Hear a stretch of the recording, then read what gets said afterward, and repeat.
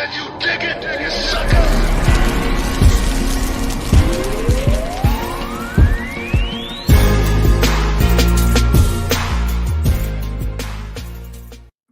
Welcome inside the Hall of Fame. I'm Booker T, 6-time world champ, 2-time Hall of Famer. Guys, we got a very, very special guest with us today. But before we get there, news. The trade between the New York Giants and Deshaun Watson is off, as well as UFC champion Francis Ngannou out 6 to 9 months. We definitely got to talk about that, Brad. Man, I appreciate you all the time, but with our special guest on standby, we don't want to waste a whole lot of time because she is world renowned. She's getting ready to step back inside the square circle, meaning the Royal Rumble coming up on this Saturday. Give it up for WWE Hall of Famer, Lita. I'm back on the show. It's been too long. What's up, guys? Hey, man. How you feel? How you feel? I don't want to say I feel too confident, but I feel good. I feel good. Yeah, like Drake said. Like Drake said, how you feel, how you feel, how you feel. 25 sitting on 25 mil. That's what I'm talking about. I need to see some hype getting ready to go into the Royal Rumble because that ain't something that happened on a everyday occasion. I've been sitting here at the house checking the mail every day looking for my invitation. Nothing. So I know you guys to be excited about this, but before we get there, what's the preparation like? How you feel getting ready for the Royal Rumble?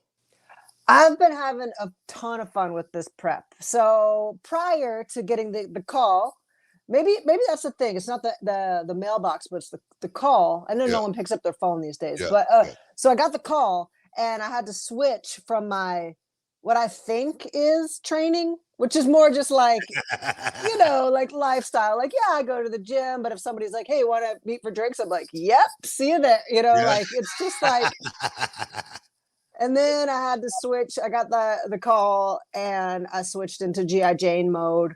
And it's been super fun because I've been doing like aerial stuff at this trampoline place. I've been doing circus art stuff at this acro sports place, going to the ring with the indie crew here, and just hill sprints, just kind of covering all my bases.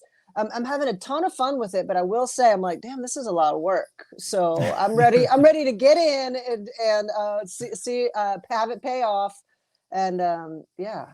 Now keep it real with me. No anxieties at all.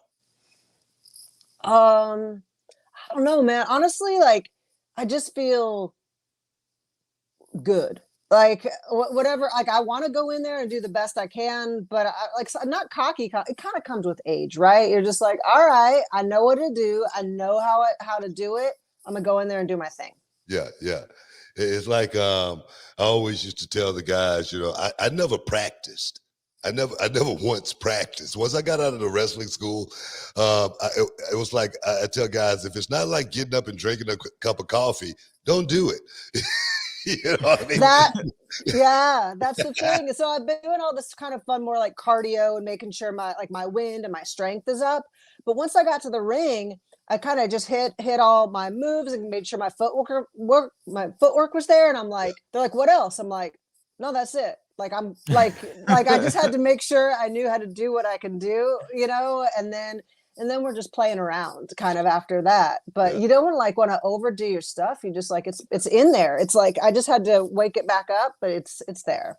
I don't know how it was with you, when you was doing this on a regular basis. But for me, I tell you, I used to be so afraid every time before I would walk out of that curtain. I would be like so scared, literally scared. And I think that nervous energy is what made me go out there and try to make sure I, cross all the T's and dot all the I's and do those little bitty things right. And more importantly, not slip off the top rope or some stupid stuff like that. So for me, it was always that anxiety. But as far as your career, you never had that? You never felt that? Oh no, but that only comes like right like an hour before 30 minutes before. You'll see some people but like before they go out and they're like, hyping up, and I'm like zenning out because I'm already at like max capacity hype in my body. So Yeah. I'm just like, all right, just like breathe, look at the ground, breathe, kind of go in those like dark corners off to the Yeah. side of gorilla, because the hype is like I'll just let it explode once I get out there, and then it's just like nerves from right before. But then once I get in the ring, like the bell rings, I'm like, oh, okay, Yeah. here we go. I Yeah. feel Yeah. good. Like I'm home. I know what to do now. Yeah, making those. I always say making those butterflies line up and fly straight. I remember hearing somebody say that a long time ago, and it's something that I always, stuck with me because that's the way you got to, go out there and feel. What is it like, you know, being recognized enough to be one to get the phone call to mix with this generation, because that's what's so cool about it for me. I remember coming back to the Rumble in 2011, and all the young guys was in there waiting on me. We was just talking about Matt Stryker. He got Mhm. fired because of me that night because he marked out at the commentary table. And they were like, "What the heck? We can't use," But how cool is that? More importantly than anything. Yeah, so it's cool. Like some of the girls have reached out. They're like, "Oh, I hope I'm in there when you're in there. I want to be in there with you." And I think it really hit home when I dropped in Omaha, did SmackDown last week, and to come out there, my music hits, and these new people that may not have even been wrestling fans when I was active are Yeah, chanting Lita the second I walk out there, and that's when it kind of like the whole full circle. Like, wow, to get to have repped my generation when I was doing it, but then kind of get to still mix it up with these current women that have raised the bar, like where I left that bar, they've raised it, and to get in there and mix it up for just one night, it's really special. yeah, yeah. Going off of the anxiety thing you were talking about before, going through the curtain, like Book was talking about, do you think that the fact that you were announced ahead of time, did that do you better, like to calm down and say, okay, people already know I'm going to be here. It's not like all this nervous energy of will they react or will they won't react. You already know, they know that you're going to be there. Or would you have rather been a surprise? That was really interesting choice, right? Like, because one of the big things with the Rumble are the surprises. Right. Granted, when you see that countdown, you don't know who is coming out, even if you know who it might be.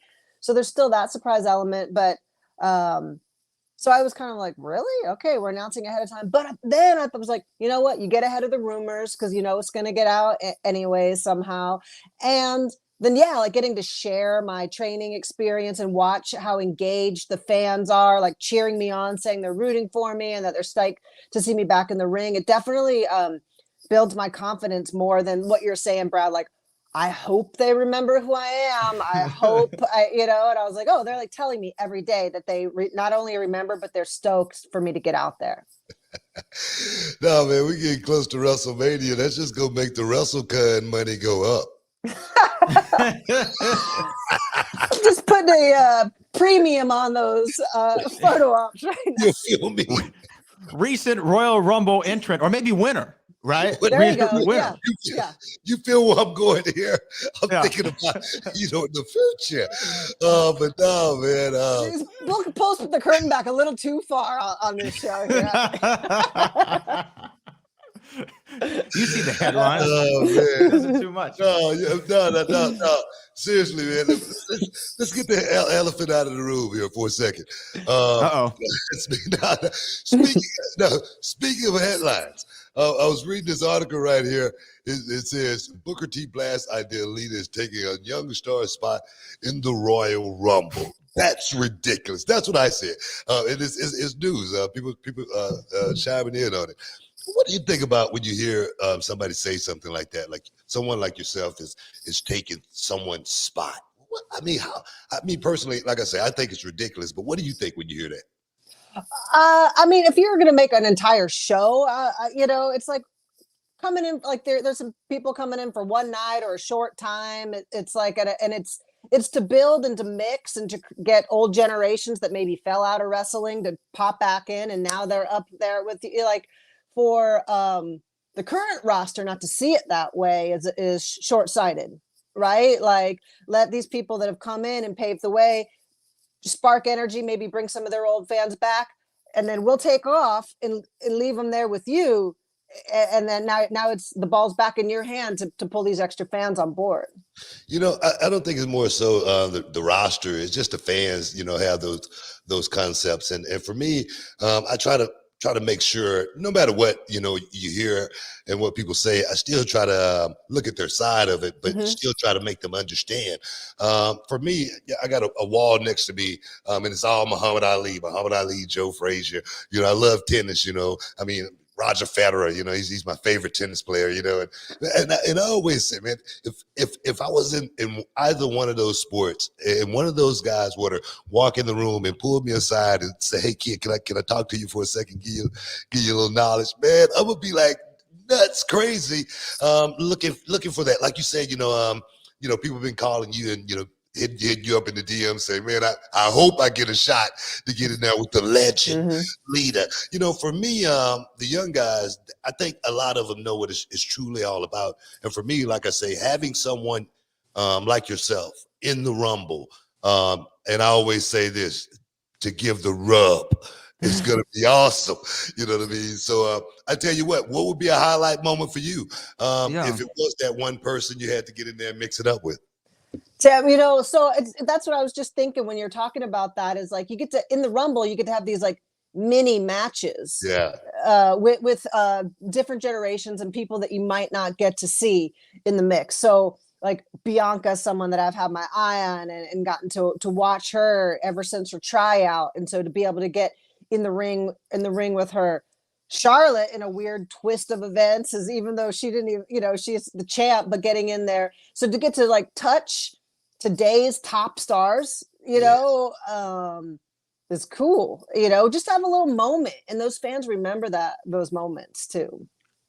I was looking back at times that we had you on the show in the past, and I saw one of the last episodes you were on. It said Lita joins to talk to Amanda, and I was like, "Who's Amanda? I don't know who that is." And then I realized, oh wait, this is Amanda is now Mandy Rose, right? Yes. on NXT, she was a runner-up for Tough Enough. What do you think about the run that Mandy's having now? She's kind of finding her footing in NXT. She's the NXT Women's Champion. Have you been keeping tabs on her?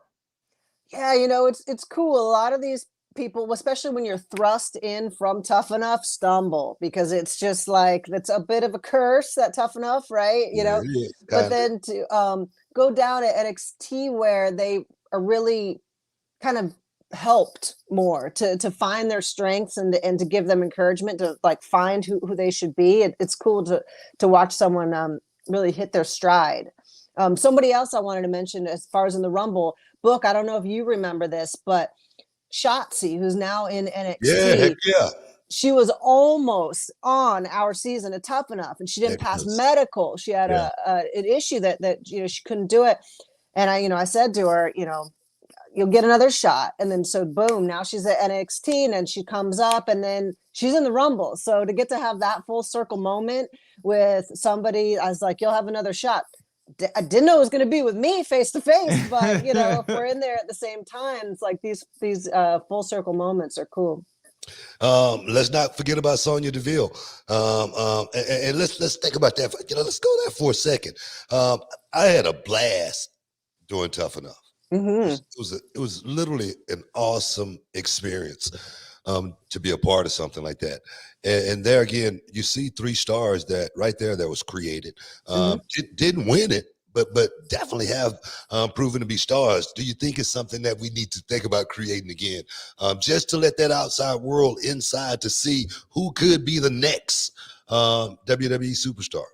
Look, I would sign on the dotted line today if we were both doing another show. I had so much fun, the experience, but working with you, getting to work together. We had like a similar, but we would phrase things slightly different, trying to like just figure out how it's going to get into somebody's head. I think it's a really fun show. And as people see, you don't have to win it to make an impression, because people go on all the time to create their own path. Yeah, it's crazy how this business is. But go ahead, Brad. I see you chomping at the bit. Yeah, no, I mean, I think that when Tough Enough happened, it was also during kind of a rise of the women's movement in wrestling, and then the Evolution pay-per-view came by, which Booker and I have been campaigning for an Evolution too because it was the best show of that year. We thought, but now seeing AEW really put a big emphasis on their women's roster, you saw kind of the rise of a Britt Baker. What do you think about the talent that they have over there as far as the women go? Yeah, I think they're finally starting to add and strengthen that roster because for a while, yeah, I mean, and this tends to happen a lot, right? If something catches fire, you go with it, but then it ends up being a one-person show. So it was like the Britt Baker show for quite a bit Mhm. there, and then now they're like, oh wait, we can't just like throw Nyla to the wayside after we use that. We've got, we can't throw, like Ruby. You've got to like build everybody up and kind of keep it going. So watching them kind of have some life on the women's side of things because the men was so hot and they've like everybody you could think of, but the women was really lacking. And so to see them kind of putting some more emphasis on that and I mean, I remember seeing the hardcore match with Thunder Rosa and Britt Baker, and that Yeah. really like putting the women's division on the map over there. And that's the thing. You just said it. It could look like it's becoming a one-man show, a one-woman show, but it's really hard to build a division where every female on that roster is almost looked at like, man, they could actually be champ. And the same thing I talked about that with WWE as well. The women's roster 2 years ago, I wasn't talking about with SmackDown and Raw competing. I was talking about whether the ladies and the men were competing because Yeah. that's what the abundance of talent that we had Yeah. at one point in time. So it's just hard to actually keep that moving. We got the Rumble, of course, but of course the Rumble is going to be here today, of course, and gone tomorrow. What do you see yourself? What's your ideal spot in the business if that's what you choose to be? Yeah, I don't know. I'd have to think about that because honestly, like I'd been so off grid with pandemic life. I was just sinking in real nicely to pandemic life, which is not see anyone, not go anywhere, and like have that as almost an excuse to be like, well, pandemic, whatever. Like my gardens never looked better. Like I've never slept 8 hours in a night consistently more in my life. But like here we go, right? This opportunity fell in my lap, and you know how it is. Once you get around it, you start going, well, wait a minute, maybe I could also do this or that, or Yeah, and yeah. and maybe I'll leave my house more regularly. So far, like I had a great time at SmackDown. I've been feeling stoked about the Rumble. So yeah, it's a question mark right now, but I won't lie. It like gets your wheels turning of what like there's no doubt that I'll love this business till the day I die, and maybe there's a spot in it that I haven't been utilizing. Yeah, no, the only reason I say that is because um, there are so few real carpenters left in the business, and I consider myself a carpenter. People can look at that, however. But for me, I was always one that wanted to put the work in. But then again, I always wanted to be someone who could bring somebody else up and teach them the trade and show them the do's and don'ts. And I was listening to one of my students. He was doing an interview, and one of the questions was, well, "How is Booker as a coach?" And the first thing he said was harsh.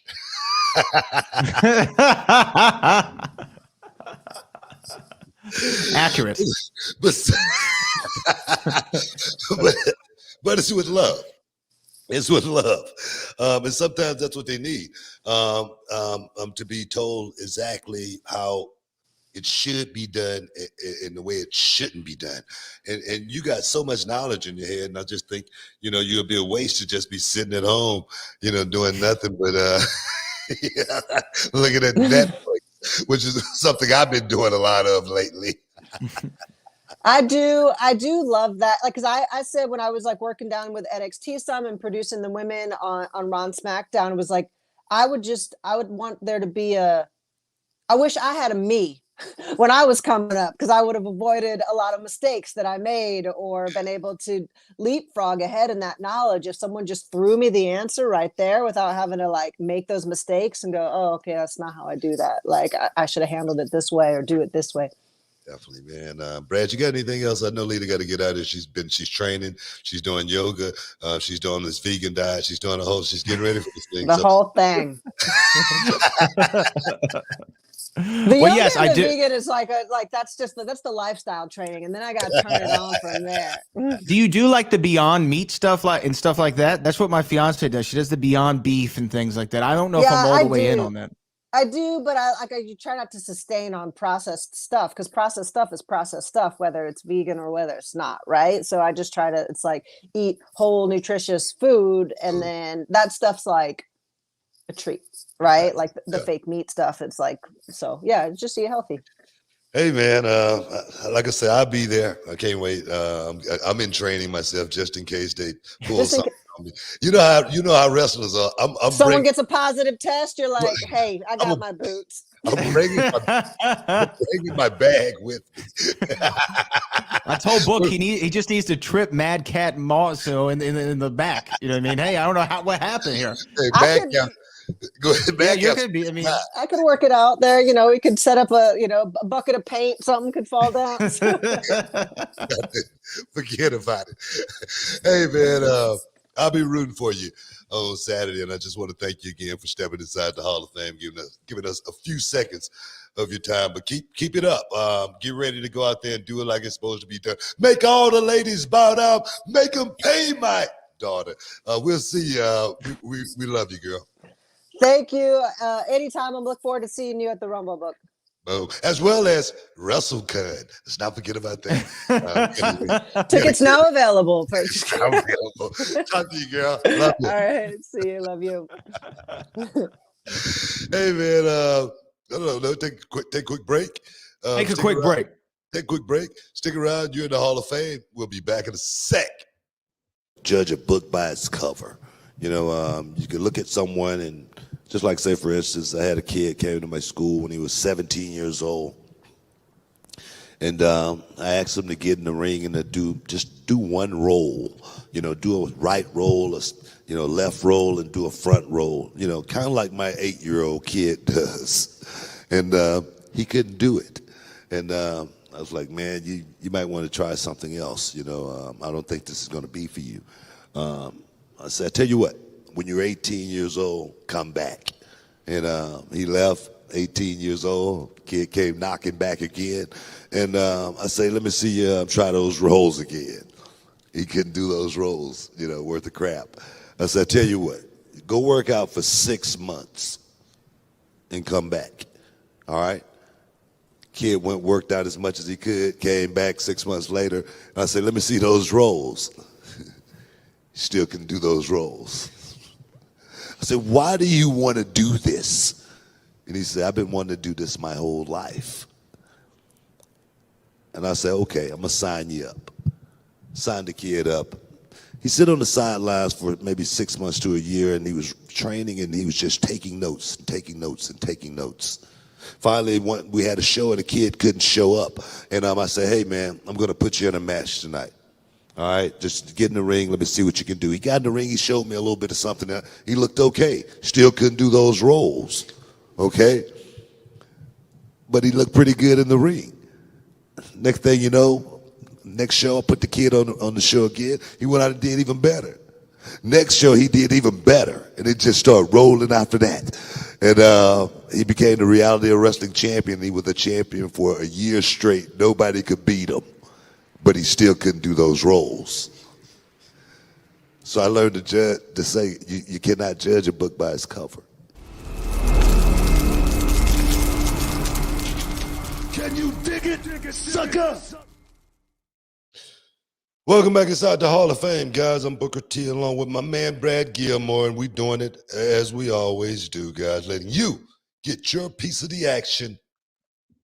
Champagne wishes and caviar dreams. I had to mix a little bit extra here right there. I like it. I see we got a couple of super chats. Yes, let us get to those here. Let me pull them up here. care of Looks like that a before few yeah, came definitely. in. Looks like a lot of them were just tips from Ross Ferguson. So we appreciate you, Ross, for all the tips. It looks like a bunch of tips that we got. So actually, no questions, just people Appreciate the tipping tips. along. So Hey, I appreciate it, want to Ross. And Ross, if you have something you want to say, just throw it in the chat. I want to give you guys a quick tip. My boy Chino over at the Texas Barber College Southwest Side, he hooked me up, man. If you check my new beard, my new trim, my new look out, he hooked me up and he did it right. It is looking good. Right there, guys. Texas Barber College. $5, man. $5 to get in and get a cut. Drop a tip. Them youngsters over there, man. They be working hard for what they get, man, and they do a hell of a job. Like I say, this right here, Chino, big ups, big ups. Well, let's see the line on it. Let's see the line on the beard. I can't look at. Oh, see you. I see you. Look at that. It does nice and crispy.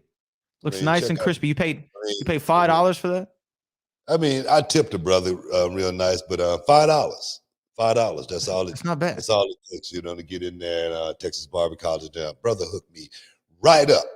And if you want to look good like me, go check him out. Yeah. Well, look at that. Look at that, man. Mike could even do something with you, Brad. Look, we I appreciate that. I appreciate that, Book. I do appreciate it. I'm just saying. But we have a good show for everybody today. Of course, talk to Lita. Lita's great as always. But the Rumble is this Saturday. Yeah, I have to get used to it's Royal Rumble Saturday. Royal Rumble Saturday in St. Louis. I actually tried to come out there, but I couldn't figure out the flight situation. Yeah. But the Rumble should be good. The Rumble's my favorite show of the year, more than WrestleMania. I really love that Royal Rumble. I would say it's my favorite over Mania or anything like that. For me, Mania is the ticket, but the Rumble is cool. Rumble is cool. I'm looking forward to getting out and having some fun and just being out with the boys. I love being out. I still love being out with the boys. I must say, I'm serious. That part, that one day a month is literally like a really cool reunion, man. Just being around the boys. I don't think that's something I really ever miss. I miss more than anything is, just being around the boys. Yeah. Well, we do have our first with a comment here. This is from Jason Maroney. It's all about D5. D5 is that's TNA there, dog. That's TNA. It's all about D5. Main event mafia. So It's all about D5. Forrest Whitaker, man, he had me losing my mind around that time. I was watching Last King of Scotland, and man, I so loved him playing that role, and for me to actually, get to chance to do the accent, the five. Felt good. And I remember seeing somebody. It was a comment. They go, "What the hell was Booker thinking when he was in TNA? What that accent come from?" That's what I say, man. Professional wrestling is different than any sport you're ever going to watch. You don't have to play by the rules of, the way it's been done before. You can do it differently. You can change your name. That's what wrestling is. And that's what I love about it. What he says though here in the question is all about D5. Who are each of your top 5 candidates for the 2022 Hall of Fame? Let me get a pin here. I gotta write down some ideas for some names here. I said for a long time, it's way past due. They got to do it. Vader. I think Vader needs to go in the Hall of Fame. I think. What do you think about Vader? Vader's a damn good candidate for a guy who should be in the Hall of Fame. His resume speak for itself. Coming from Japan with the Mastodon, big headgear, smoke coming out. I don't know if you remember that. You might be too young for that. I've seen it. I've seen it. I mean, obviously, I wasn't around for it. That was 1980 something. Yeah, but you're more than old enough to know about it. That was in the 90s. That was in the 90s, I think. When Vader was doing that, maybe early 90s. And he did in WCW too, right? Yeah, he did it in WCW for a sec. Yeah. He didn't Yeah. keep it going, but I tell you, when Vader did that, that was just groundbreaking Mhm. for me. Even though I know in Japan those guys would always do a lot of dramatics along with and a lot of flair along with their shows, but that right there for me was like groundbreaking. And then for Vader, it wasn't just the headgear. The guy actually could go out there and perform at a very believable level. And that's what I mean. Believable. You believe Big Van Vader was racking you upside your head because he was. Most of the time. So he's definitely one. For me, the Nasties. Yep. The Nasties, Brian Knobs and Jerry Sags. I think those guys definitely, are deserving of being in the Hall of Fame. I had plenty of matches with the Nasties in WCW, and I remember those guys. They worked in WWF before that, and I was like, man, these guys nasty to the core. But as far as what they brought to the table and what they gave to the business, it's no doubt. It's no doubt. Those guys are truly Hall of Famers. I got another one for you. Go ahead. Sid Vicious.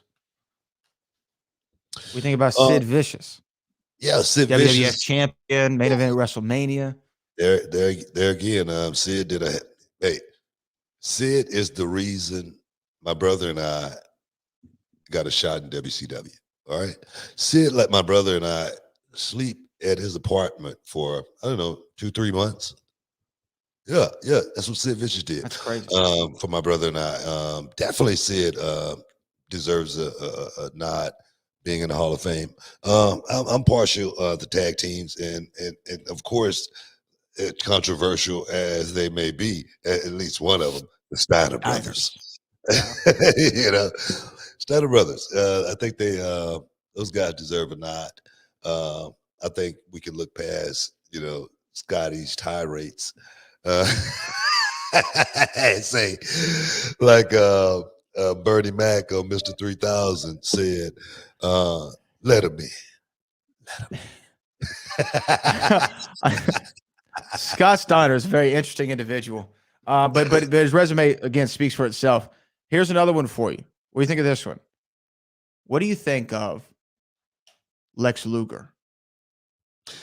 Yeah, yeah. Lex Luger's another one, man. Yeah, he definitely he would get my vote.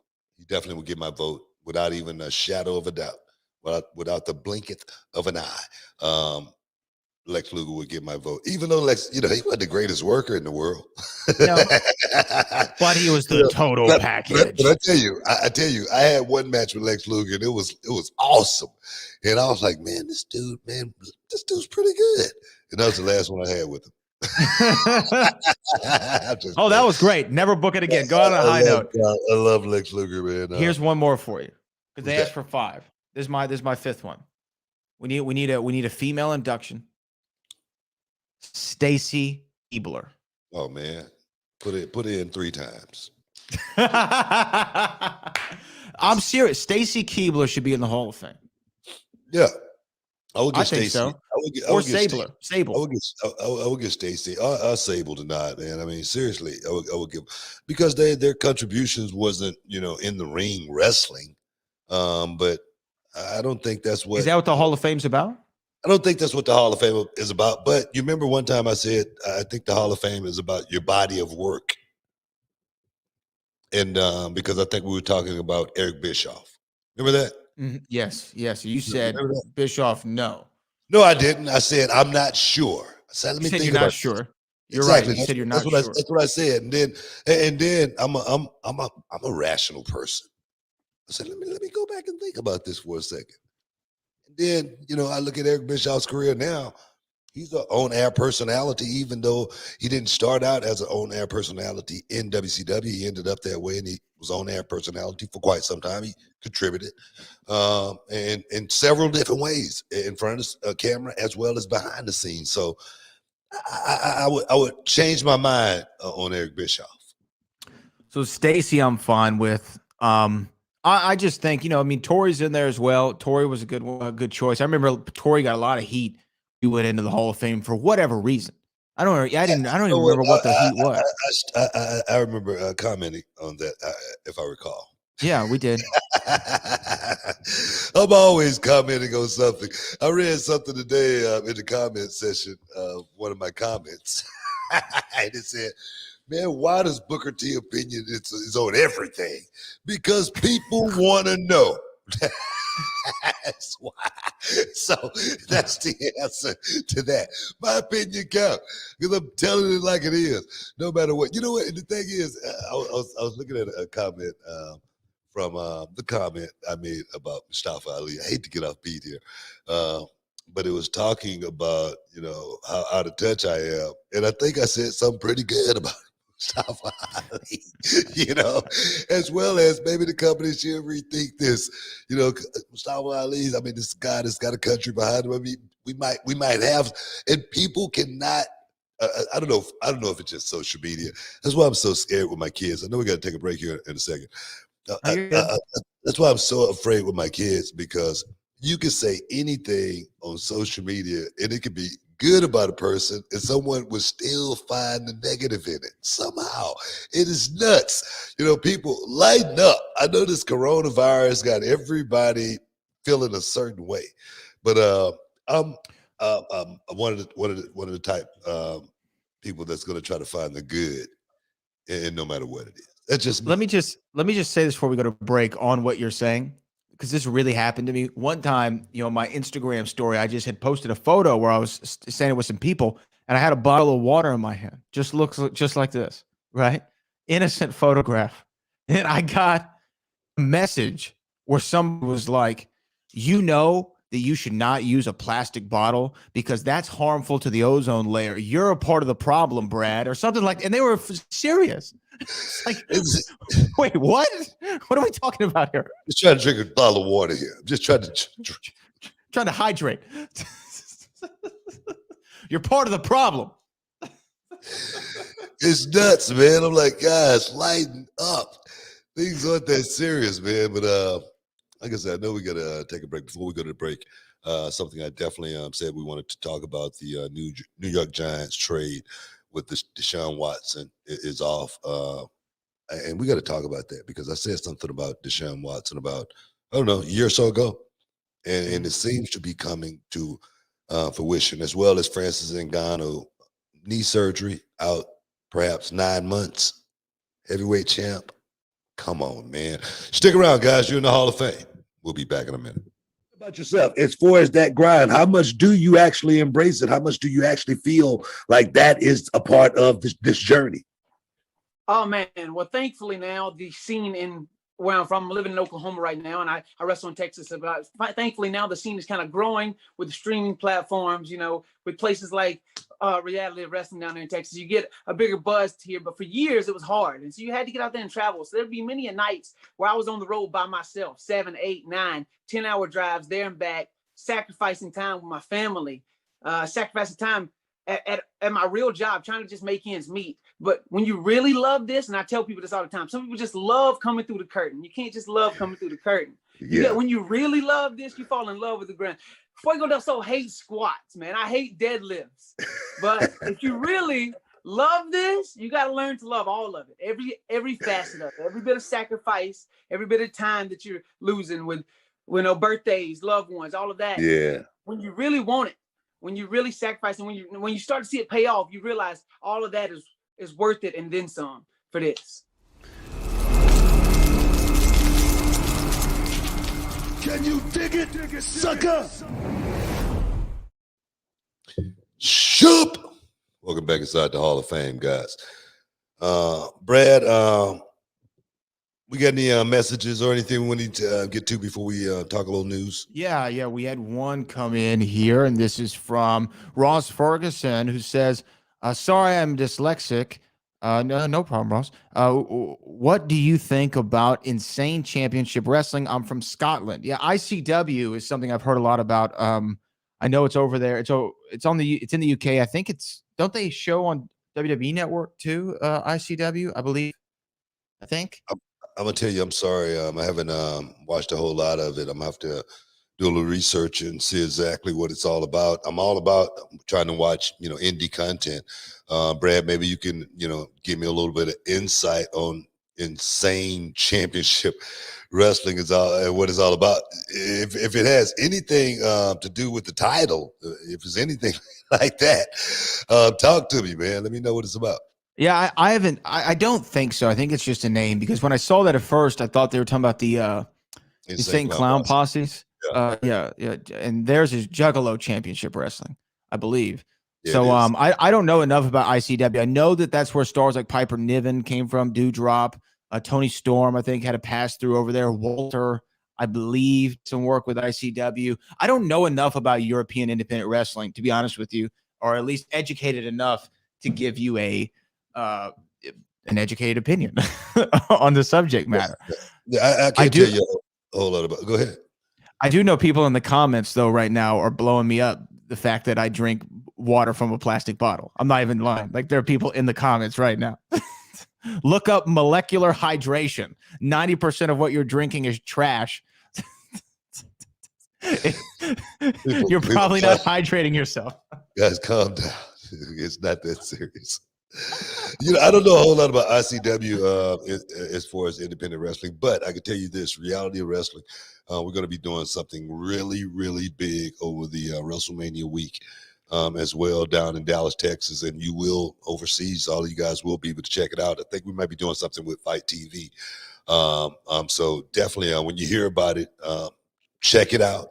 Go to the website here in the next week or so, and check it out because we're going to be doing something really big, showing the best in Texas wrestling, showcasing the best reality of wrestling has to offer, and actually do it from a different perspective. Like I said, I don't want to give anything away today, just because we got to roll this thing out properly. But we are going to bring you some of the best independent wrestling I think you're going to see anywhere in the world here very, very soon.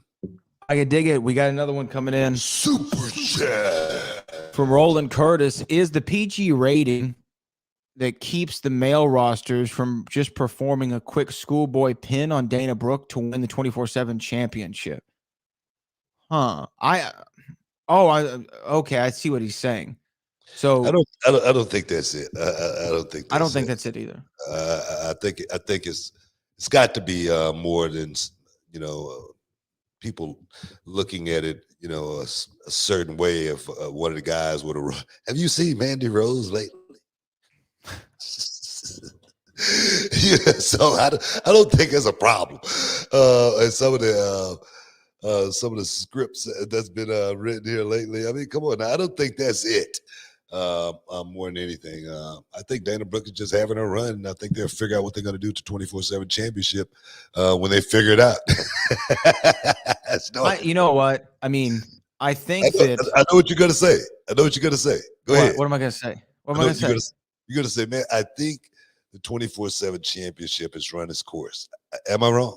It's 100% correct. No, there's only one situation I could think of where I think the 24/7 championship should at least stay around a little bit longer. I'm thinking WrestleMania weekend. Weekend, say we're doing Radio Row or something like that. You know what I mean? Yeah. Mm-hmm. Booker T can add a 6 instead of a 5. He could be 36. Yeah, I don't even. Then I could roll you up, right? Get a quick little 3 count. I'm the champ, and then we can retire with the boat. I knew you was gonna say something like that. I knew it was going to end up, like this somehow. But I knew that first part was coming right off the bat. I don't know why, but I'm just saying, it could happen. It could happen. Right. You gotta just put yourself in the situation book. You can add another title. You want to be like Rosenberg, is what you said. Here's the thing: Rosenberg's run was forgettable. It was embarrassment to the business. Man, I can't wait to tell him that. He knows I'm messing with him. He knows I'm messing. But look how Corey Graves had it, right? Corey Graves was 24/7 champion. Byron Saxton was 24/7 champion. Yeah. Why not Booker? Why not Brad? You know what I mean? Why not the Hall of Fame? If it actually happened and you actually happen to slip on a banana peel again, I'll be happy for you. But I appreciate that. don't put me in it, okay? I'm Maybe not you in- could sit up, and then I'll challenge Rosenberg at Mania. We yeah, can have a yeah, match at Mania. nothing, You know what I nothing. mean? We got news, man. We got We news. got more comments though, real quick. What we got? What we got? We got a bunch. We got a bunch actually coming in right now. Got a bunch coming in right now. This comes from the Gavnar. Super chat. Lita wins to face Charlotte. Belair wins the Chamber to face Becky. Brock loses to Lashley but wins the Rumble. AJ won't win, but he faces Edge at Mania. Gavnar, you and I are here, except for the first part. I don't think Lita wins. I would love for Lita to win. I don't think Lita wins. But everything else, I'm with you. You know what, man? If Lita did win, oh God, That'd be sweet. would be always expect the unexpected. It would be great. And I know a lot of people are going to say, man, we don't want to see, hey, whatever. But I'm thinking about ratings. I'm thinking about stories. I'm thinking about TV. This is movies. When we do this, this is movies, baby. And for me, that would be great. I can see those scenarios playing out. I'm loving, I must say, I'm loving the mode that AJ Styles is back into right now. Thing with almost, it was cool. It was a good time to actually put it on cruise control. Actually, take it easy for a minute. But the mode that I'm watching AJ in right now, man, it just proves that talent, man, cream rises and stays at the top. I'm serious. That's what that dude is, man. He's cream. He's one of the best that I've ever seen in the middle of that ring. And to watch AJ do his work right now at this stage of his career, he's still one of the best in the business. And AJ versus Edge, Mania. That's I a think match, man. That's a show. That's a showcase match right there. That's truly a showcase match. Two eras meeting in time. That's what that is right there. And it's a match that I really think could play out to where the fans watch it and be totally awestruck because of the artistry of what those two men could go out there and do. I mean, Edge is, he's not the youngest guy on the roster, but his storytelling right now is second to none. It doesn't seem like Edge has missed a step or anything like that. You're not looking at Edge and say, man, he should be there.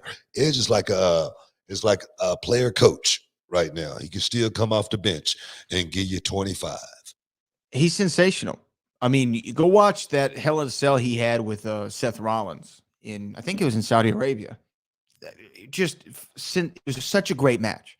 Such a great match. So he can still go when somebody's in there going with him. Real quick, we have another one from There it is. Look what I got. Look what I got. Wasa. Super chat. Ross Ferguson says ICW is a lot like ECW. Well, there you go. So it's similar. Well, maybe a hardcore style. It's hard for me to watch someone trying to recreate something like an ECW. I mean, it'll never be done again. We might be watching it on YouTube or something like that, but it's not going to make it to mainstream television or anything like that. It's just not going to happen. You got to think about the liability when having a wrestling company like that. And trust me personally, I love going, to the edge, but I do not ever want to go over it to where someone might get hurt and someone might end up in the hospital because we want to try to be like ECW. A lot of those guys, man, they were on some good drugs back then. Okay. And they didn't feel none of that stuff they were going through. So you might want to. The worst money can buy. I'm serious, man. Those guys, man, they'll tell you. I'm not saying anything that they haven't said already on some shoot interview. But no, man, that's not where I want to take my young talent in reality of wrestling and put them in a position where something might happen. Hey, man, it's my responsibility. Go ahead. And I'm just not on that. I've talked about that before. I'm not high on the ultra violent style of wrestling. I think that when you go, you go watch AJ Styles perform, that's pro wrestling. You know what I mean? That's pro wrestling. There's a place always for a little bit of the hardcore, but if it's the sole identity of your organization, you're going to run into problems down the road. You can't Oh, always do that. oh, definitely. From a liability standpoint, you're gonna run into problems. Trust me. Hey, man, we gotta take a quick break. Stick around. You're in the Hall of Fame. We'll be back in a minute.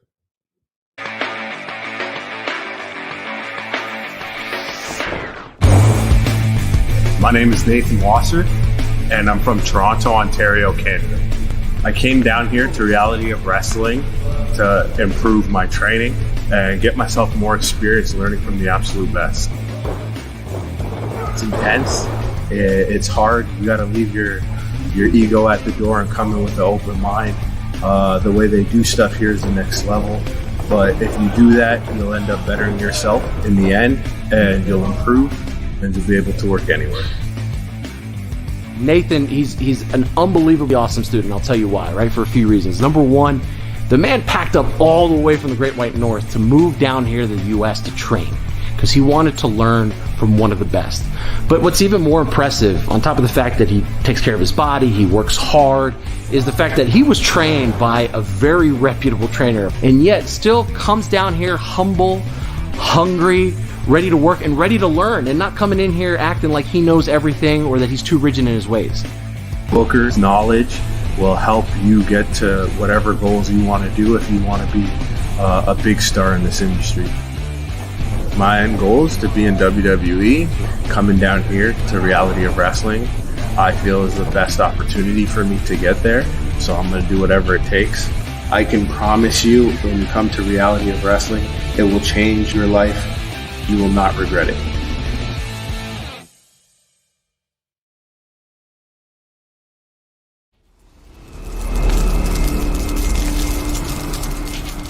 Can you dig it, sucker? Shup. Welcome back inside the Hall of Fame. Yeah. What up, dog? What you got? What you got? We got more. We got more for you. Let's get man. to it right now. We got news. We gotta talk about. Me Only Me says, how do you feel about Jim Cornette? I know he had his complaints on you and you on him. How do you feel about his constant bashing of AEW? Well, I know Jim Cornette is very, very controversial. All right. And I know, he had comments about me and, my career and stuff like that. And I got my opinions on that as well. But I must say, most of the time, I agree with Jim Cornette on a lot of stuff. Sometimes I don't. But it's a rarity where I don't agree with Jim Cornette on something. Most of the time, Jim Cornette is speaking from a professional perspective, and then a lot of times I listen to Jim Cornette's show. He's one of those guys who like to book the show as well. I can't do that, but it's and I don't really take it a lot into when I hear him actually booking the show, but his opinions about certain things. Just like I heard him say, I was listening to him a couple of days ago, maybe yesterday, and he was talking about Will Hobbs, Powerhouse Hobbs, and he said, now if Bill Watts had gotten Powerhouse Hobbs back in the UWF back in the day, he would have been a star. He would have been in the main event, you know what I mean? Because, man, just look at the guy. And AEW is not doing that with him right now. And I look at that and I go, that's true. And I look at a guy like Powerhouse Hobbs and I feel like, should he be getting pushed to the next level? Just because I don't think he's one of those guys that should have to wait or go to the training school or anything like that. Yeah. So when I hear that kind of stuff, I go, I agree with him on a lot of stuff. But sometimes I don't. Yeah, I don't dislike him or anything like that. I can say that. But then again, we don't know each other well enough for me to dislike him. Y'all never had too many wins back in the day? I mean, we worked together in TNA. But Jim Cornette and I, we've never had a whole lot of time. I never worked in Smoky Mountain wrestling or anything like that. I never did Memphis wrestling or anything like that. Like I say, the only time I really spent with Jim Cornette was when I was with TNA. And I'm going to tell you right now, I don't even remember a whole lot of my time in TNA. And the only time I remember Jim Cornette is when I see us on video doing something from TNA. That's how disconnected I was after about 6 weeks. We had a couple more here. This is from Ross Pearson. So Extreme ICW is a wee bit safe ECW. I know some of the restaurants near there are some of the safest guys. Drew Gallo, Drew McIntyre. Okay, yes, but we'll check ICW and get a No, lot. the thing is too, I'm looking. I'm not hating. I'm not hating on the ICW. No, we don't know enough about it. I mean, like I said, I want to check it out. I got to check out the competition more than anything. I want to see how good ICW really is, because maybe I could steal something. We'll see. If it's good enough. Yeah. Alex Constantino was watching Oaks Royal Rumble and noticed you came out in long tights. Was there a reason, and why did you switch from gloves to taped hands? I don't remember this. Yeah, I think that's when I pulled my groin. Yeah, I pulled my groin. That was after the Matt Hardy thing and the best five series, best of 7 series, I think it was, on television. And I pulled my groin, and I was wearing these compression shorts up underneath those long tights. And there were these tights where they squeeze you really, really hard because they wanted me on the roster, man. They was trying to get me to keep working. And I remember I was working with Rey Mysterio. And but before that, let me go back after when I pulled my groin with Matt Hardy on the house show. I told Matt Hardy just cover me. I ended up getting out of it, but I still had to be a TV. I had these compression shorts. I got there like a week later, and I was working with Rey Mysterio. And they was like, "Yeah, you'll be all right with these shorts on. Everything will be cool." And I remember Rey Mysterio doing a moonsault, and his elbow came when he came all the way, rotated over. His elbow hit me right in the groin, bang! And I go down again. I go, "Cover me, bro." So therefore, I wasn't one of these John Wayne types that was gonna suck it up. I'm like, bro, cover me. I can't move, and I ended up taking off some time off after that. Actually, yeah. Oh well, yeah. Just the I remember the doc. He was like, "Let me take a look at it. I can help you out with that." And he's like, I'll give you a shot, and everything will be fine. And he gave me a shot right in the groin. And I swear, man, it was I was so mad he did it without even, me knowing about it. As for a boom, he hit me with it. That thing hurt so freaking bad, man. Yeah, heck yeah. Yeah. It's crazy. Okay. Ouch. Well, those are our super chats for now. What do you what do you want to talk about? Hey guys, thanks for the super chats. We appreciate you guys representing Hall of Fame on a regular. No doubt. Just want you guys to know that more than anything.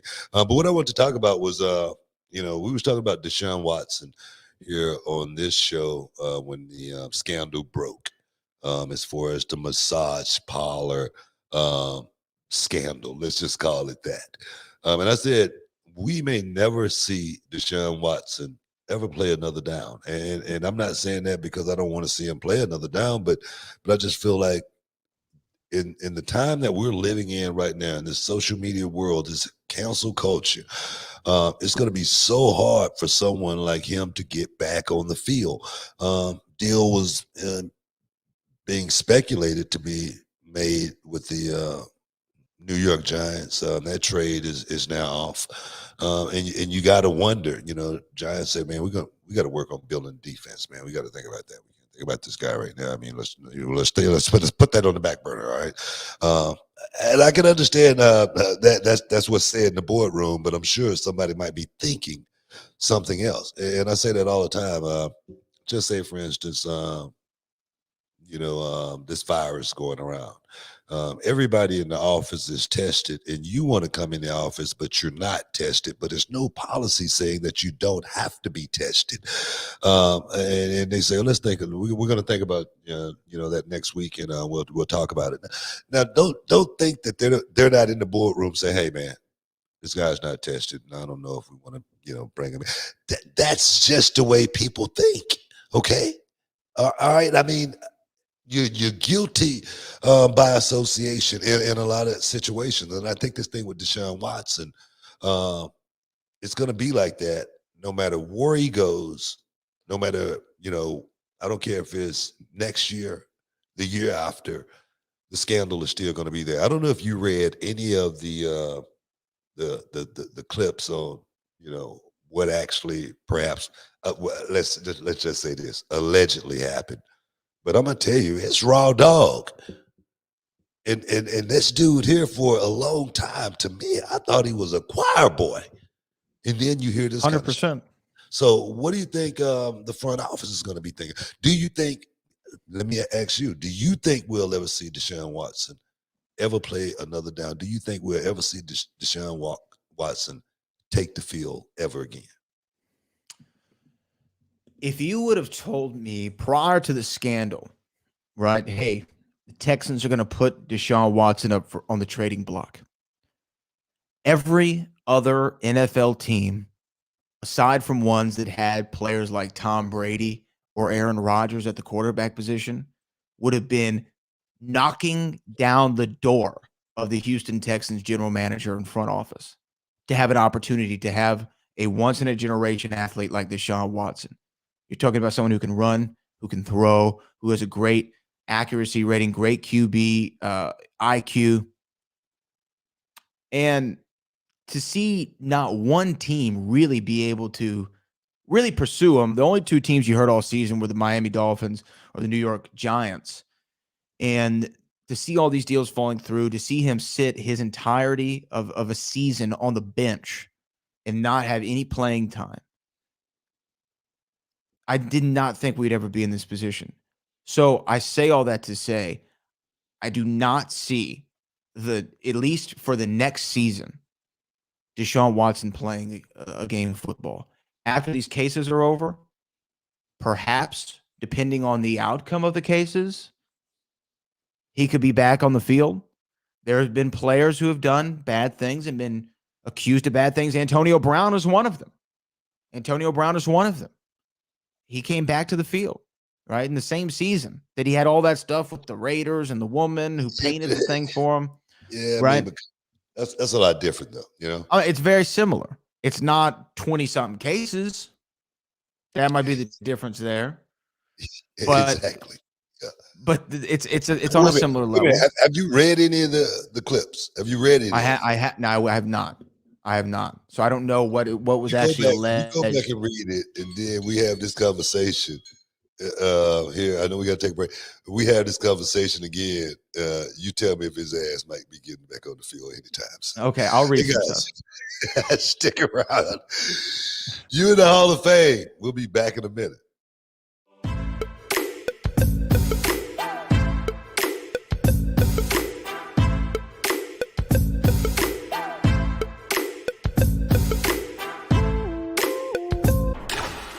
You're worth it.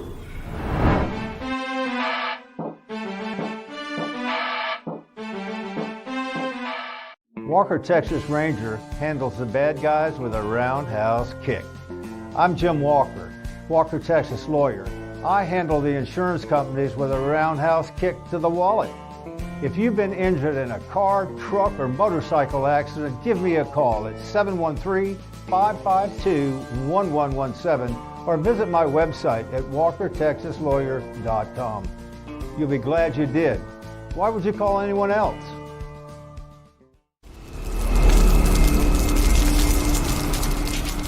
Can you dig it, sucker? Boom, welcome back, guys. Just sitting here chatting a little bit, talking about what's going on in the world of sports and entertainment. Brad, what's going on, man? What we got? Well, you wanted to talk about, of course, the UFC heavyweight champion of the world, Francis Ngannou, who was victorious at UFC 270 over Cyril Gahn, a former training partner of his and a fellow Frenchman. And he went out there and yeah, your pick. He went out there and you did. And he went out there and gutted out a victory in a fashion that no one saw coming. Now, one thing that was very noticeable when he came to the octagon was what? He had on a set of knee braces, which was legal for him to have under the laws of the California State Athletic Commission, but nevertheless, something that we're not used to a UFC fighter normally having on their person. He then did an interview with Ariel Helwani, who then he revealed the show that he had major issues with his knee. I think he said he tore or sprained his ACL, tore his MCL. There's a lot of issues with the knee in training camp, and now he's going to have action for 6 to 9 months. Yeah, 6 to 9 months. To actually be able to walk inside the octagon with an injury like that and then pull off a victory like that, the way he did, makes it even more impressive to me. I could be wrong, but I think Francis Ngannou definitely came to do one thing, and that was win, and he did a hell of a job at that. But what do you think about Ngannou now being out 6 to 9 months? And normally 6 to 9 months, man, that could be, that's like indefinitely. You know what I mean? We don't know actually when he's going to be back, but we know he's going to be out for at least for that amount of time. What do you think that's going to do for the heavyweight pitcher in the UFC? Who's going to step in that spot? Who do I think is going to step in the spot is a very interesting question. I think that when he won the title from Stipe Miocic and went out there and then won the heavyweight title, and then 3 months later they decide to have the fight that we saw with Cyril Gahn and Derek Lewis for the interim heavyweight championship. I thought that was very silly, right? It was very silly for them to go out there and do that. But if you're going to be out 6 to 9 months, if Derek Lewis, I think, wins this fight in Houston at UFC 271, which we're going to be at, you could set up him and Cyril Gahn for the interim title for real this time, right? And then you're going to get what you wanted all along, I think, if the fight plays out similar to last time with Cyril as the UFC champion. Yeah, he'd be UFC champion again, but do we really want to see that again? I don't know, but you asked me what do we see? Where do we go with it? I'm just saying, as far as Derek Lewis and Cyril Gahn, we know what's we know the outcome. You're thinking, so I know what you're thinking. You're thinking Cyril and John Jones? Well, I'm thinking if it's going to be a fight, that we could actually look at as the guy winning really being the interim champion, I think the only guy that could step into that position would be John Jones. I don't know. I don't know. Maybe I'm just wishful thinking here. I don't know, man. But I think the Derek Lewis, Cyril Gahn, I think we've seen that fight, and I don't think it would be any different at all if those guys were to fight 10 times. I really don't. I just think it's a bad matchup for Derek Lewis. Yeah, I could be wrong. Oh, no, I don't think it's a great matchup for him at all. I'm just trying to think, where do you go logically with it? But if you're just going to throw everything out there and not have to make great sense of, okay, this is how he gets in contention, John Jones, Cyril Gahn's interesting. I think that you could even do Stipe and Cyril Gahn. You could do Stipe and John. Those are all compelling matchups. As far as the UFC goes for the heavyweight division, without Francis, which, by the way, he's not even under contract. So I don't even know why we're even talking about him. He's not even under contract with the UFC. Well, I mean, yeah. I mean, he's right now. He's a free agent. He's a free agent. Tyson Fury saying, "Come over here and box." But he's a free agent. But he's still in talks with the UFC. Sure. President going to say, look, if they, give me the right deal, if they make some concessions, and put in the deal that if the boxing match arrives to where I can go over and make that money, they'll let me. That haven't happened just yet, but I think a person like Francis Ngannou, he's got all the power right now because I don't sign a contract, I'm still going to get the boxing match, perhaps. You know what I mean? So it's money there to be made for him. I think the UFC is going to have to get on board with this thing more than anything if a deal is to be made. But let me ask you this. If you do John and Cyril, do you not take away that big blockbuster matchup of John Jones versus Francis Ngannou for the UFC heavyweight championship? John Jones' first time in the heavyweight division. Because what if he goes out there against Cyril and gets beat?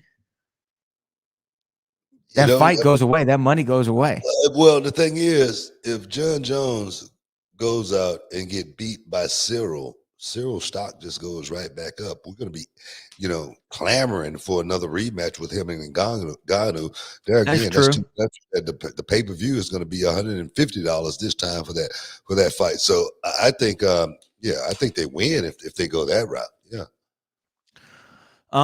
Now John seemed kind of disinterested in heavyweight fighting after the fight on Saturday night, but I think that John Jones can become very interested if the payday is right. But that's always the question with the UFC. If you want the big fight, are you willing to pay for the big fight? As far Are as they willing?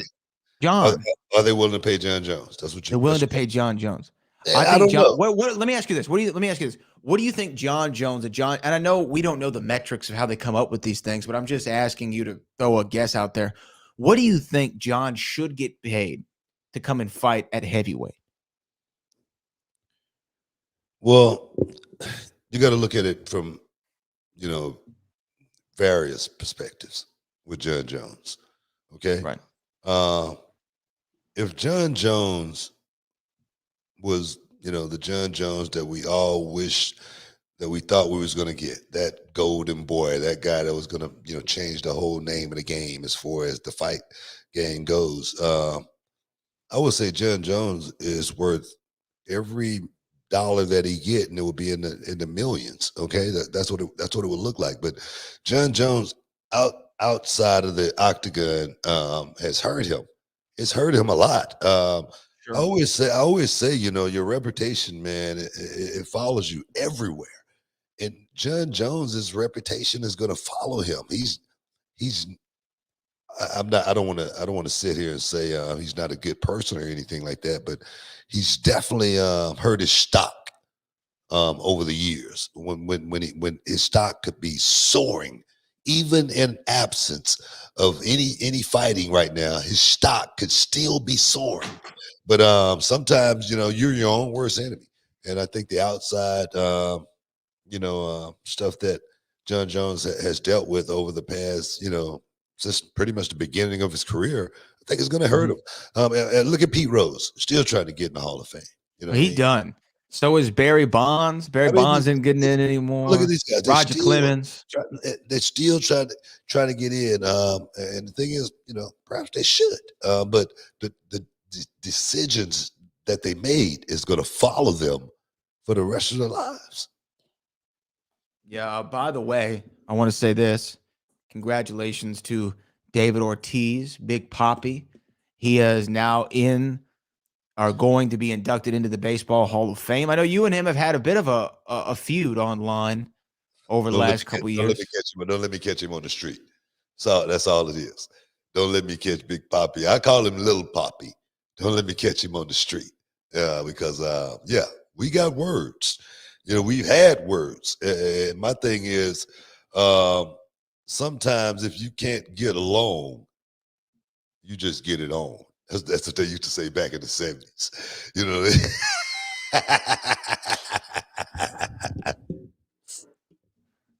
So you're saying if you saw Big Papi, like if Big Papi walked into your house right now, came on this camera, slap the taste out his mouth. Okay. I just walk up on him and just, bum rush, jam him. You know what I mean? That's the way. I'm serious. Because you can talk it, but you just best be ready to walk it. That's what I miss about WWE backstage, man. Promo school. Let me cut a promo on somebody. You know what I mean? So hey, let me catch him on the street. Catch him at Starbucks. It's another story, man. It's gonna be on. I know we got a lot to talk about. We got any more super chats? Yeah, we have one more. We have a couple more. Roland Curtis, I don't watch football, but 10 hours ago, CBS released an article titled, "With Steph Curry in an unprecedented shooting slump, should the Warriors change their trade deadline approach? Is this Tiger 2.0? I remember Roland and I kind of were on the same page about this whole business of his open relationship or rumors of his open relationship with his wife, Aisha Curry. We said, hey, I think that could have an effect on the man's ability. Yeah. You said, this is Steph Curry, greatest shooter of all time. That's not going to hurt him at all. Yeah, it is. Unprecedented shooting slump. Yeah. They, you know what, bro? You know, when things aren't right in the bedroom, it could get hectic. I don't know what's going on with Steph right now, him and his lady. But the one thing about that whole deal, I don't, like I say, I don't mind if you're doing that kind of stuff. But the world don't need to know your business. Right.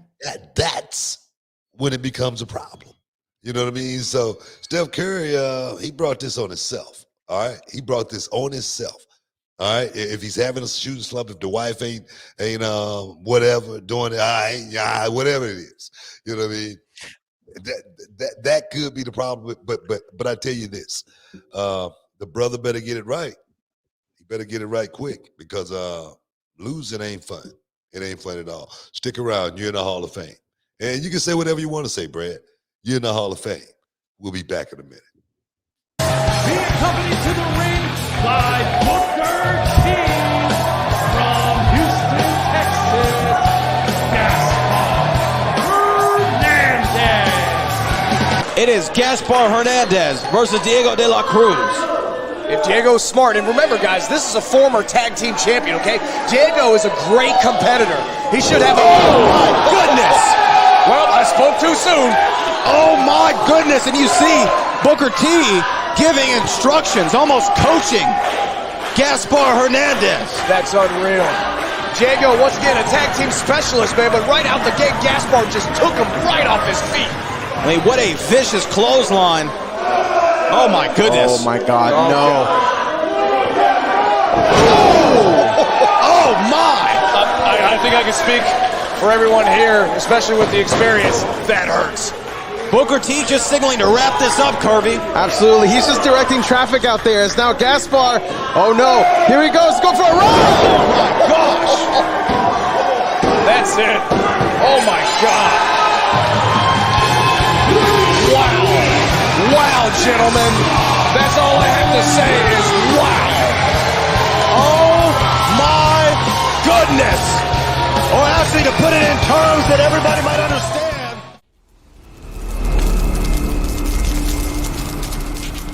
Can you dig it, sucker? Shup.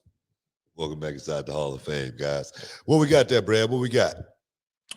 We do have another one that I just saw come in, and then I want to get go down the court on the Royal Rumble. Bo, this is from Alex. Alex says, back when you guys called it in the ring, would you trust that production crew was going to get every shot, or would you tell them special shots? That's one thing you did want to do. I mean, if you're going to do something, big, extraordinary, you felt like need to be highlighted. Yeah, you make sure you let someone know. But I've never been, one of those guys to where I was going to go to the crew guys and say, "Hey guys, I'm going to be doing this tonight. I'm going to be doing this." No, I remember one night I was I don't know what it was, but I was like, and I don't even know why I asked this question, but I asked Vince McMahon, I go, "Vince, what camera you want me to work?" And he goes, "Look, there's 12 cameras out there. What are you talking about?" I'm like, okay. So I never. What are you talking about? I swear that's what he told me. I was like, and then I thought I'm like an idiot. I'm like, what am I asking that question? I never asked that question before. So no, you just go out there and I always say you don't work the camera, you find the camera. If you do that, nothing will be missed because you know why you're out there. I'm looking for the shot where those crew guys can go and make a really, really good video package. So I need to know exactly where I am in the ring as well. So finding the camera, that's a technical term. If you really want to know what that means, sign up at realityofwrestling.com and we'll give you all the inside information. All right. I like it. I like it. Hey, Book, this Saturday, St. Louis, Missouri, the Royal Rumble comes to town. You're going to have both the men and the women's Royal Rumble, plus two highly anticipated world title matches. Really two big ones when you talk about I got my Roman money. Reigns. No. I got my money on Johnny Knoxville. Let's just get that out there right now. Hey, you know what? By the way, remember how Knoxville got all the hate for being in the Rumble, whatever. Yeah, heck yeah. I was listening to Howard Stern this morning, and Johnny Knoxville was on it, right? Oh, yeah. Knoxville was on it talking about Jackass, the new movie or whatever. And Howard brings up the Royal Rumble and being in wrestling for Johnny Knoxville. And then Knoxville continues to talk about how much fun he's having. He starts talking about guys like Austin Theory. He's talking about people like Sami Zayn. And when I was listening to that, I was like, for all the people who are like, why would they put Johnny Knoxville in this position, right? It's for stuff like this. When else would Austin Theory's name be brought up on the biggest radio show of all time? Yes, you're exactly right. Yeah. You know what I mean? When would they talk about Sami Zayn on Stern? Yeah. It's because you have somebody like Johnny Knoxville, and I love Knoxville. They asked him, well, how'd you end up in the Rumble? Or how'd you end up doing this? And he said, we went to go do a little spot to promote the movie on Raw. And the head writer of WWE, he said, calls us in the hallway and says, what do you think about making a run at the Rumble? And Knoxville was like, I didn't know what he was talking about. So I said, yeah. And then, and then he said, he goes, no, I'm talking about, and then Knoxville was like, so what do you like? What does that mean? He's like, I want you to be in the Royal Rumble. And Knoxville was like, oh, hell yeah, let's do it. And he was all game. But that's why. No, you're exactly right, man. You're exactly right. And that's why I say sometimes from the outside looking in, you don't understand why someone like that would be in the Rumble. But this thing is bigger than, the match. I really think so. I think WWE has always been bigger than just the matches, at least over a period of time. It's grown to become that. So I say Johnny Knoxville and well, anybody else got a movie they promoted? If you want to come, Rock, if you got some promoted, come on over. You know what I mean? I'm with you. I think the more the merrier. I'm serious, man. I think the more the merrier. Look, they just did the new Scream movie. David Arquette should have been the Royal Rumble. Come on, man. Exactly. No doubt he should have been in. He really should have. So I want to read to you some of the odds that are going down this Saturday, and you kind of just give me your feedback. The top two people most expected to win the Royal Rumble with a plus 350. The favorite to win the Royal Rumble is the former WWE champion, Big E. Big E. Big E is the favorite. I thought it was somebody with a B, but I didn't think it was Big E. Wow, that's awesome, man. Yeah. Good for Big E, man. If he pulled it off, it definitely would be a feather in his cap to win the Royal Rumble match. And the thing is, I could actually see that happening. I can see that happening. Well, Brock Lesnar, who you thought I was going to bring up, has the second highest odds at plus 375 to win the Royal Rumble. Yeah, I was thinking Brock, because I don't know. Anytime Brock is in the ring, you expect for him to win. I think that's the only reason why I picked Brock, as a favorite. And the least likely to win the Royal Rumble, this person has lower odds than Johnny Knoxville to win the Royal Rumble, with, according to OddsShark, a 1% chance at plus 6,600. Happy Corbin has the worst chance of winning the Royal Rumble, according to the odds, which for me would be a good bet. Let's put the money on that. You know what I mean? That's good money. That's damn good. 100 wins you 6,600. Come on now. Not this one. You know what I mean? Happy. Right now he's happy. He's having fun. I don't see him being motivated enough to actually go out and try to actually win the Royal Rumble. So let's just put it that way. All right. Let's do that. All right, and then we'll go to the women. Here are the top four names on the odd chart. At plus 800 is Rhea Ripley. Plus 600, the returning Alexa Bliss. At plus 550 is Bayley. And the best odds is plus 300 for Bianca Belair. Our guest today, Lita, sits at plus 2,500.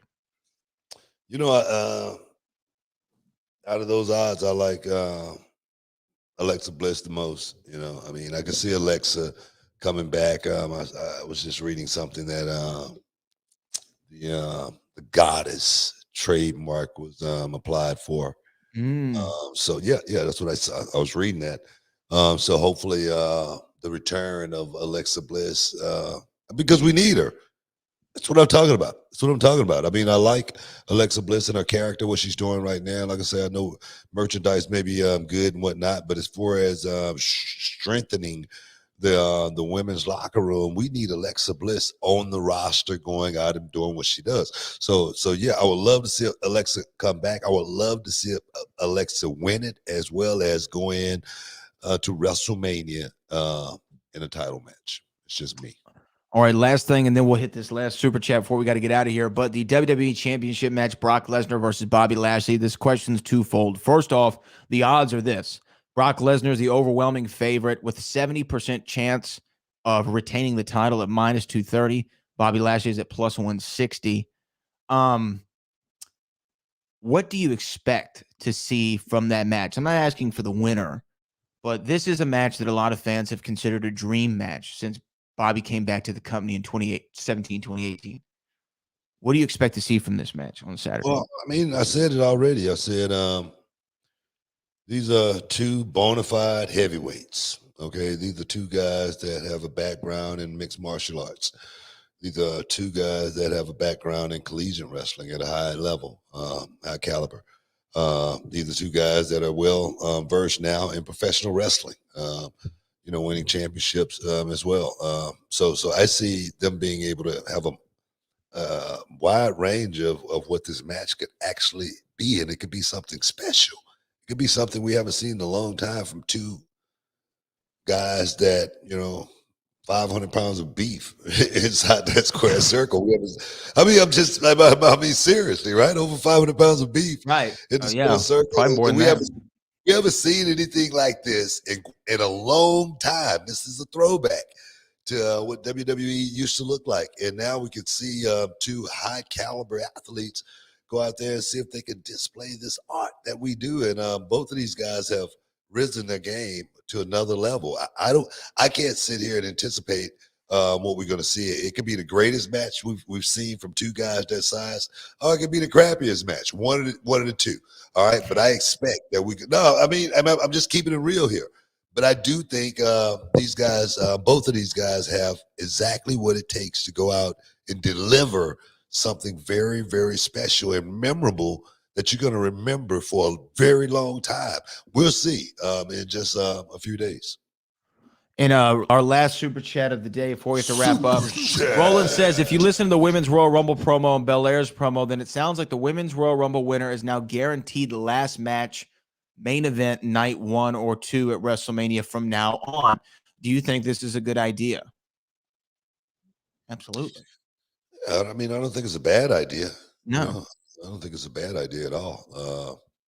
Structures for me is everything, and trying to maximize those 2 days is a juggling act in itself. So yeah, I'm looking forward to seeing how this thing play out.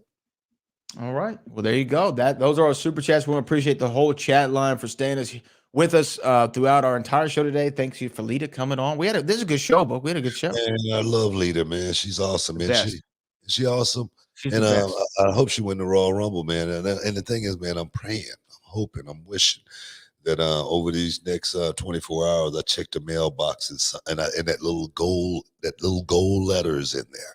That's the letter. They come in a little gold letter. If I get that little gold letter, that means one thing, that I will be making my way inside the 2022 Royal Rumble in St. Louis, Missouri. Guys, I'm looking forward to it. Hopefully, I'll see you guys inside the square circle. But right now, Bradley, I appreciate you, man, as always. And peace. We out of here. Can you dig it?